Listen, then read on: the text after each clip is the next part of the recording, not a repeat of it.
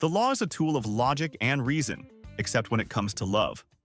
When lawmakers try to regulate the magnificent chaos of the human heart, the results aren't just strange, they're masterpieces of absurdity. For centuries, governments have tried to write a rulebook for romance, and in doing so, created a catalog of unintentional comedy.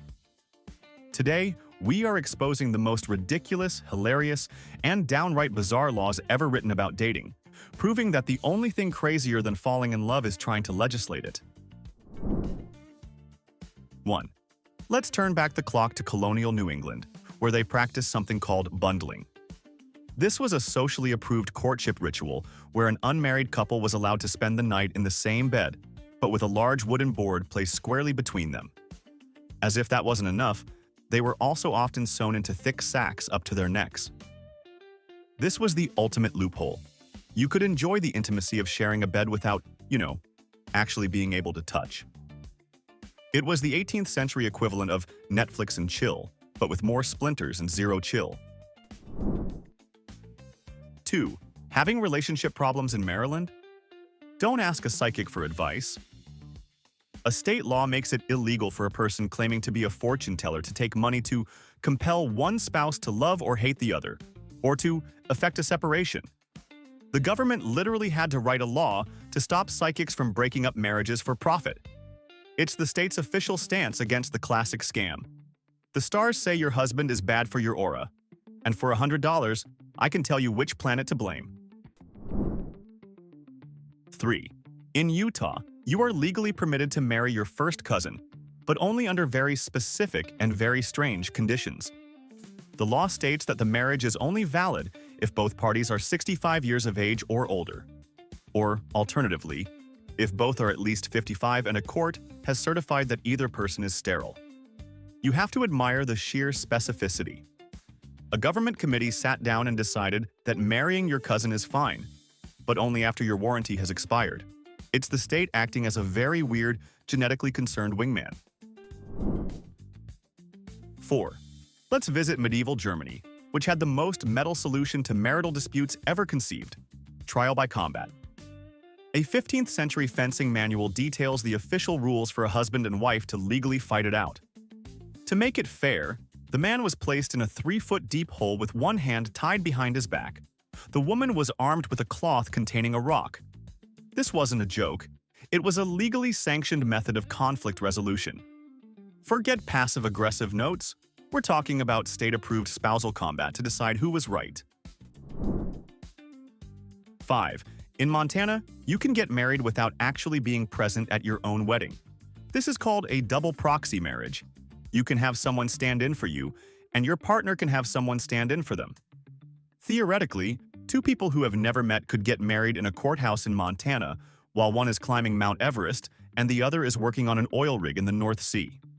It's the only state in the US that allows this, making it the world capital of extreme long-distance relationships and commitment via subcontractor. 6. Let's visit Colonial, Truro, Massachusetts, where getting married required a very specific and very grim proof of skill. Before a man could tie the knot, he was legally obligated to kill either 6 blackbirds or 3 crows. This wasn't a suggestion. It was a prerequisite for a marriage license. Forget a diamond ring. The ultimate romantic gesture was presenting your beloved with a bouquet of deceased avians. It was the government's way of ensuring you weren't just a lover, you were also a reasonably effective bird murderer. 7. Living together before marriage in Florida. Technically, you're a criminal.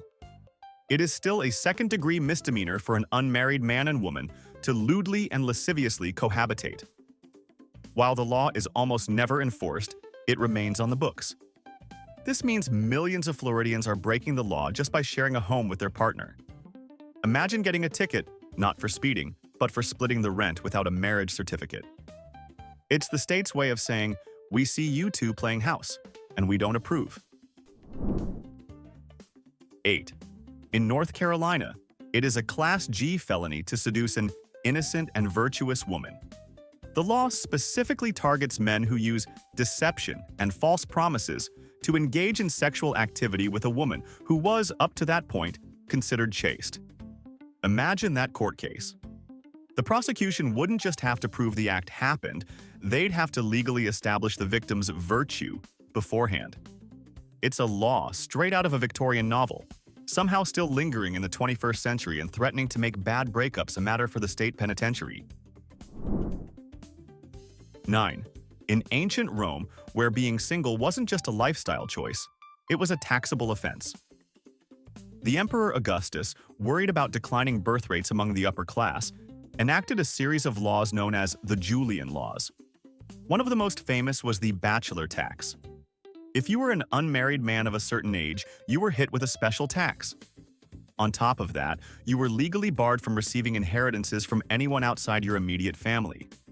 It was the government's way of saying, get married and have kids, or we will make you poor and friendless. 10. Thinking of tying the knot in Nebraska? The state would like to act as your very nosy, slightly paranoid doctor-in-law. It is illegal for a person with a venereal disease to get married. This isn't a suggestion, it's a legal barrier. Forget in sickness and in health. In Nebraska, the official vow is more like in health, or this whole marriage thing is legally off. Your marriage license isn't approved. It's medically cleared. It's not so much I do as it is I do, pending lab results. 11. Let's look at one of the oldest relationship laws in human history. Levirate marriage, famously detailed in the Old Testament and practiced in many ancient cultures. The rule was simple and brutally mandatory. If a man died without children, his brother was legally obligated to marry the widow. This wasn't a suggestion. It was your legal, inherited responsibility. The goal was to continue your brother's family line. Imagine the most awkward family dinner of all time, which then legally never ends. You didn't just inherit his property, you inherited his spouse. 12. Planning a romantic date in Carmel by the Sea, California? Better check your footwear. This famously quaint town has an ordinance on the books that makes it illegal to wear high heels over 2 inches in height without a special permit from City Hall. The law was enacted to protect the city from lawsuits over tripping on uneven sidewalks. But imagine the scene. You're on a perfect first date, and an officer stops you, not for speeding, but for wearing dangerously fashionable shoes. You literally have to get a government license to be fabulous. 13. Thinking of getting married in New Hampshire? The state offers some truly unique grounds for divorce.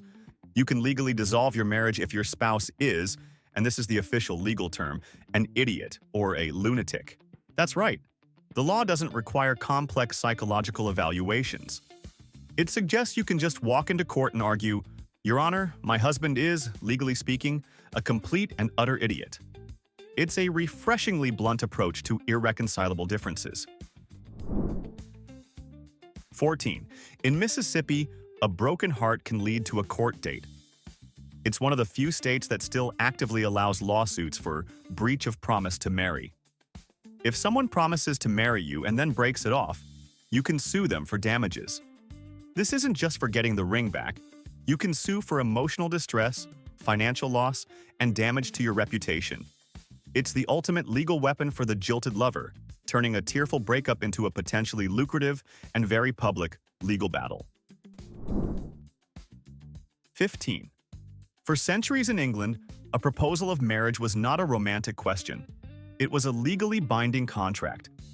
The moment a man proposed and a woman accepted, they were considered pre-contracted. Breaking it off wasn't just rude. It was a breach of contract punishable by the church courts. This meant that a casually whispered, "Maybe we should get married someday," after a few too many drinks could become a legally enforceable agreement. It was the historical equivalent of accidentally butt-dialing a lawyer. 16. In 19th century Alabama, the grounds for annulling a marriage could get incredibly specific. A man could legally annul his marriage if he discovered, after the wedding, that his wife had a wooden leg and had failed to disclose it beforehand. This fell under the umbrella of fraud. It wasn't about the disability itself, but the deception. Still, you have to appreciate the scenario. A man storming into a lawyer's office, outraged not by infidelity, but by undisclosed prosthetic limbs. 17. Let's go to England between the 17th and 19th centuries. Divorce for the common person was nearly impossible, prohibitively expensive and legally complex. So, a bizarre and widely practiced custom emerged: wife selling. A husband would take his wife to a public market, sometimes with a ribbon or halter around her neck, and auction her off to the highest bidder. This wasn't a joke. It was treated as a legitimate, if unofficial, form of divorce. Newspapers would even report on the sales. It's a stark reminder that before there was conscious uncoupling, there was public auctioning.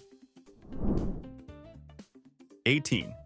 Let's travel to 17th century France, which had the most invasive and humiliating solution to marital disputes ever conceived: the trial by Congress. If a wife accused her husband of impotence, it wasn't a private matter, it was a legal case. The husband would be ordered by the court to prove his ability in front of a panel of doctors, judges, and legal experts. This was a legally mandated performance under immense pressure to save his marriage and his reputation. It's the only court case in history where the key evidence had to be produced, on demand, in the most awkward setting imaginable. 19. This isn't a fairy tale, it's a misdemeanor.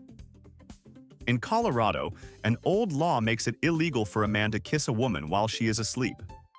On one hand, this sounds like an obviously good rule. On the other hand, the fact that this specific action needed its own specific law suggests it was happening often enough to warrant legislative action. It's a law that says, "Prince Charming, we've got our eye on you, and what you're doing is, at a minimum, third-degree creepiness." 20. Engaged in California? Don't procrastinate. A marriage license in the Golden State is only valid for 90 days. If you don't get married within that window, the license expires, and you have to go back to the county clerk and apply all over again. It's the state's way of imposing a deadline on your love. It adds a wonderfully bureaucratic ticking clock to your wedding plans, turning the phrase "cold feet" into a race against the calendar and a potential legal headache. 21. In North Carolina, you can legally sue the person who broke up your marriage. It's called an alienation of affection lawsuit, and it's not a relic. These cases still go to court. This law allows a jilted spouse to sue the other man or other woman for monetary damages.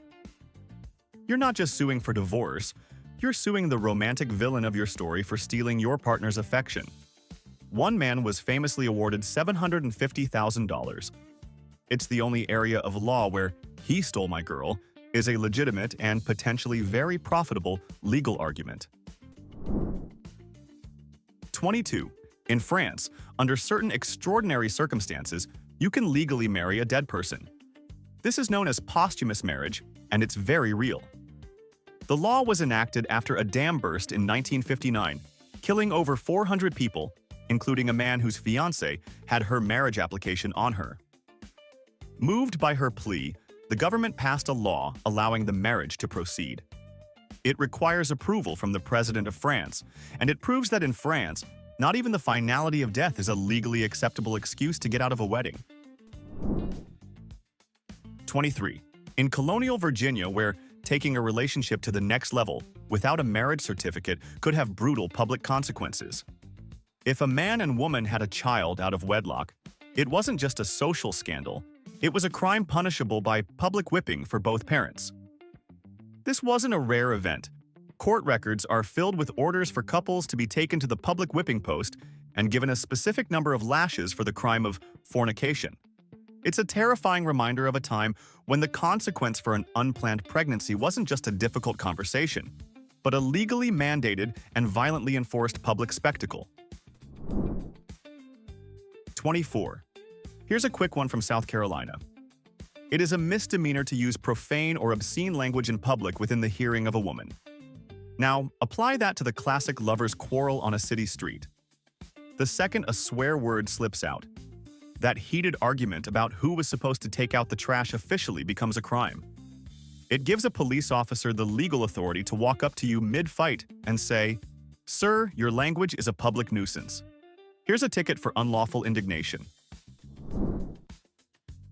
25.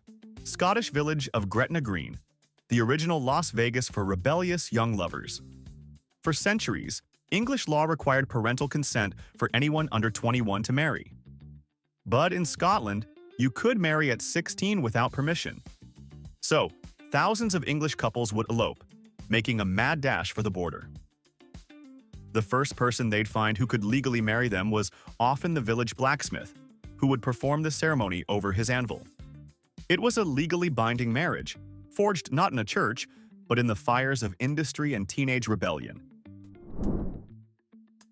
26. All aboard the Romance Killer Express. In France, it has been illegal to kiss on a train platform since 1910. This law was not born from a lack of passion, but an excess of it. Lingering, romantic farewells were apparently causing so many train delays that the government had to step in and ban the practice entirely. You can kiss before you get to the platform, but the second you're near the train, it's business only. It's a perfect example of French bureaucracy triumphing over French romance. 27. Let's talk about the original form of social distancing in dating: the courting stick. In Puritan New England, a young couple wasn't allowed to just sit on the couch and talk. To maintain propriety, they used a long, hollow wooden tube, often 6 to 8 feet long.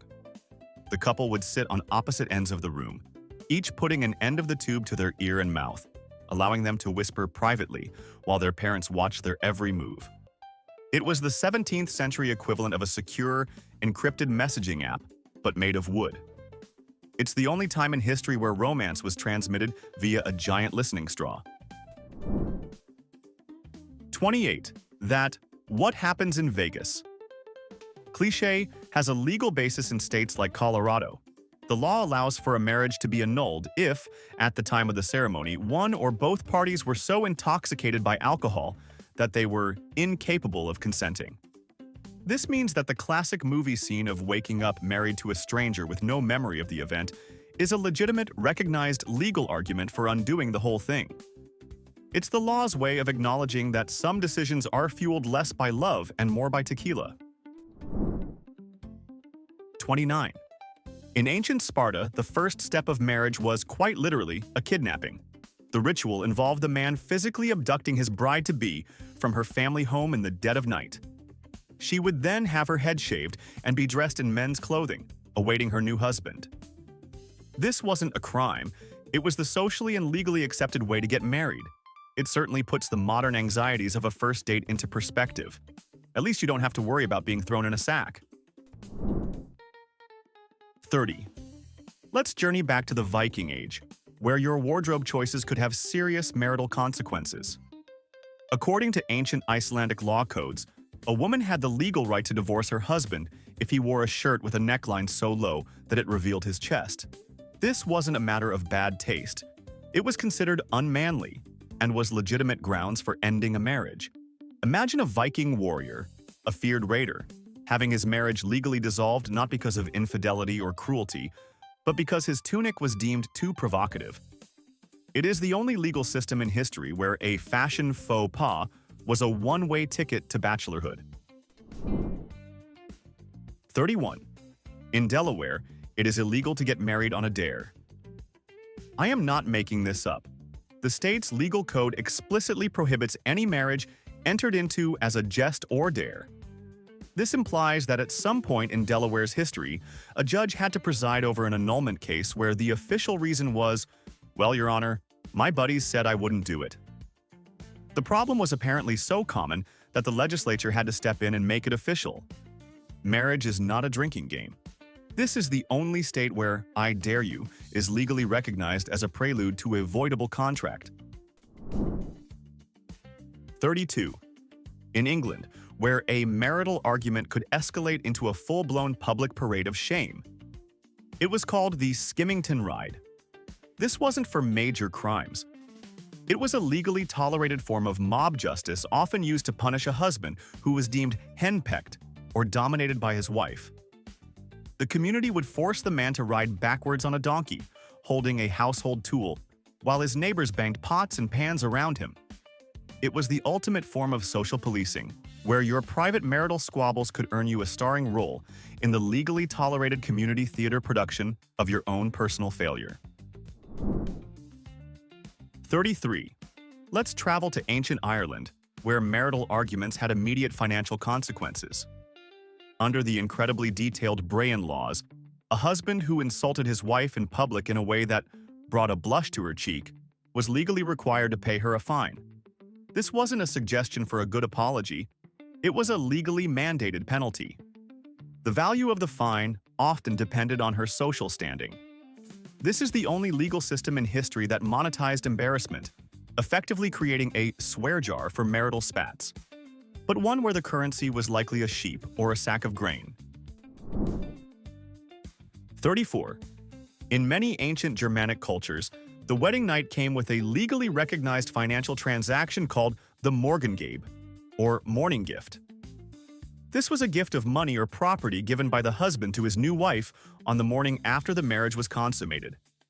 But this wasn't just a romantic gesture, it was her personal property, legally separate from his control, to provide for her security. It's a fascinatingly pragmatic law that says, "I love you, and here is a legally binding financial token to prove it." 35. If your spouse disappears in New York, the law has a surprisingly practical, if grim, solution. It's called an Enoch Arden divorce. If your partner has been missing for 5 consecutive years without any explanation, and you believe they are dead, you can petition a court to legally dissolve the marriage. This allows you to remarry without being a bigamist. It's the government providing a legal off-ramp for relationships that have ended not with a fight, but with a literal vanishing act. 36. If you want to get married with the absolute minimum amount of government fuss, go to Pennsylvania. Thanks to its Quaker roots, the state recognizes self-uniting marriages. You don't need a licensed officiant, a judge, or a priest. You just need to show up at the courthouse with 2 witnesses, sign the papers, and declare yourselves married. That's it. The state essentially says, look, if you two are serious and you've got a couple of friends who agree, that's good enough for us. 37. In ancient Rome, where marriage came with a built-in, legally mandated escape hatch. Under one form of Roman marriage, a husband would gain complete legal control over his wife and her property after 1 year. But there was a loophole, known as the trinoctium. If the wife left the husband's house for 3 consecutive nights each year, the legal clock would reset. This wasn't a trial separation. It was a brilliant legal maneuver. It was a woman's right to annually pack her bags, tell her husband, "See you in 3 days," and by doing so, legally maintain her independence and control of her own finances. It was the world's first prenuptial agreement that required a mandatory vacation. 38. Let's look at one of the most intense fidelity tests ever codified in law, the ordeal of the bitter water from the Old Testament. If a husband suspected his wife of infidelity but had no proof, he could bring her before a priest. The priest would mix holy water with dust from the temple floor, write a curse on a scroll, and wash the ink into the water. The woman would then have to drink the mixture. If she was innocent, nothing would happen. If she was guilty, the text says her body would swell and she would be cursed. It was the ultimate high-stakes ritualistic lie detector test.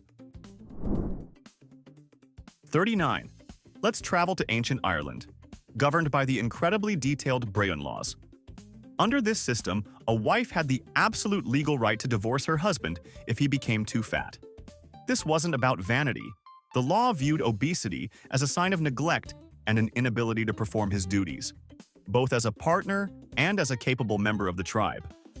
It was a legally sanctioned performance review for your marriage, where a man could be fired from his role as husband for failing to maintain his fighting weight. 40. In Arkansas, there's a fascinating and very specific rule about how divorces are granted. The state requires something called corroboration. This means you can't just go to court and say your spouse did something wrong. You need a third-party witness to testify and back up your story. Your word alone is legally not good enough.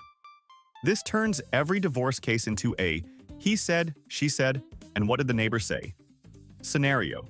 legally requiring you to bring a friend into your marital drama. 41. Let's head to Texas, where you can accidentally get married.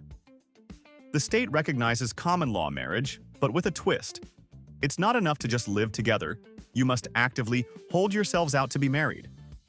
This means if you introduce your partner as my wife or my husband in public, even as a joke, you are actively creating evidence that could be used to legally declare you married. It's the only state where a slip of the tongue at a party could result in a legally binding union. 42. Let's discuss the least romantic wedding night in history, courtesy of the Visigothic Code in early medieval Spain.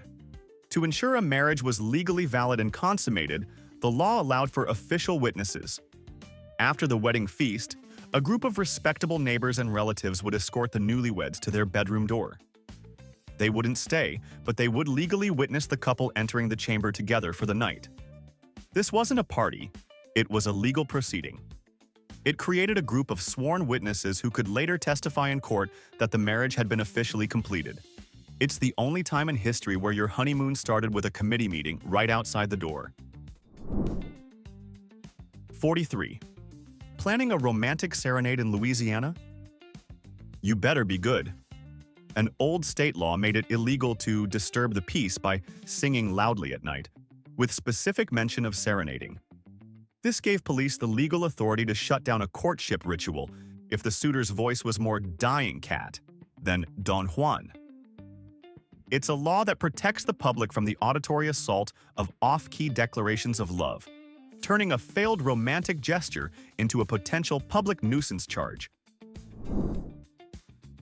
44. If you're unhappily married in the Philippines, you have two options: stay that way or move. The Philippines is the only country in the world, outside of Vatican City, that does not have a law allowing for divorce. Annulments are possible, but they are incredibly expensive, lengthy, and difficult to obtain, often requiring proof that the marriage was invalid from the very beginning. For millions, a marriage contract is an unbreakable, lifelong bond, whether they like it or not. 45. Lying on your dating profile in South Carolina could be a crime. A state law makes it illegal to impersonate another or use a fictitious name online for the purpose of intimidation, threat, or harassment. While aimed at more serious offenses, the law's broad wording could theoretically apply to the world of dating. That profile where you used a 10-year-old photo and claimed to be a successful entrepreneur when you're unemployed? You might not just be a bad date, you might be a misdemeanor waiting to happen. 46. For much of the 20th century, the state of Michigan had a deep-seated suspicion of professional matchmakers. Under its Marriage Brokerage Act, taking money to arrange a marriage was a criminal misdemeanor. The government's official position was that marriage should not be a commercial transaction. Love was supposed to be a happy accident, not a brokered deal. This law effectively outlawed the entire business model of every dating app on your phone, turning professional wingmen into criminals and the village yenta into a public enemy. 47. In ancient Wales, where the law was obsessed with compensation. If a couple was engaged and the man broke it off, he owed his former fiancée a series of specific payments. He had to pay her £1 if he had kissed her, and £2 if the engagement was fully established. But the most absurd part? He legally owed her a cow for every year they were engaged, up to a maximum of 4 cows. It's the only legal system where a broken heart could be soothed by a small herd of livestock. 48. Before modern no-fault divorce, you needed a solid reason to end a marriage. In many states, one of the most bizarre and archaic grounds was discovering your spouse had a loathsome disease that they had hidden from you. This wasn't just about STDs. The language was intentionally vague, leading to court cases where everything from severe acne to bad breath was argued as a potentially loathsome condition. It was a law that allowed you to end a marriage because you found your partner's physical state to be, for lack of a better legal term, gross. 49. Before the rise of no-fault divorce, states had very specific reasons you could end a marriage. One of the most unique was in Massachusetts.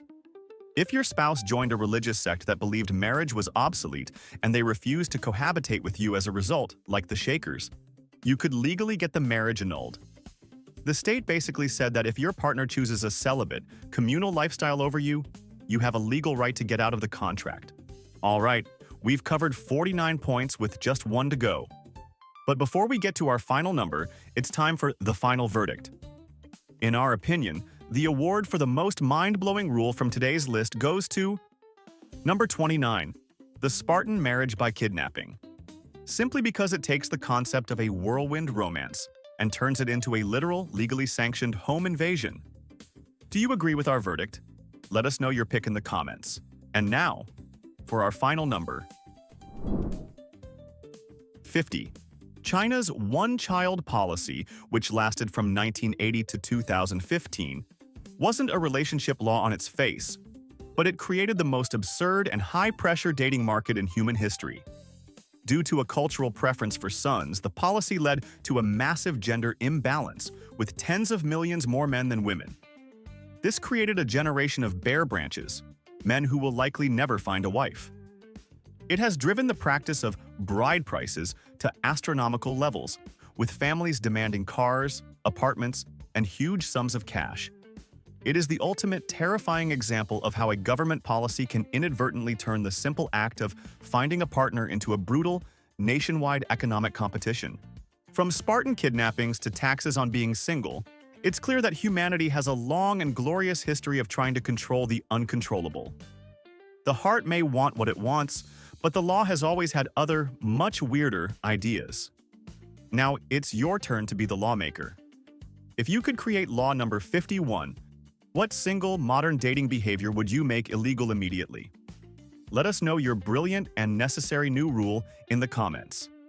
And for more stories that will permanently rewire your brain, subscribe and turn on notifications.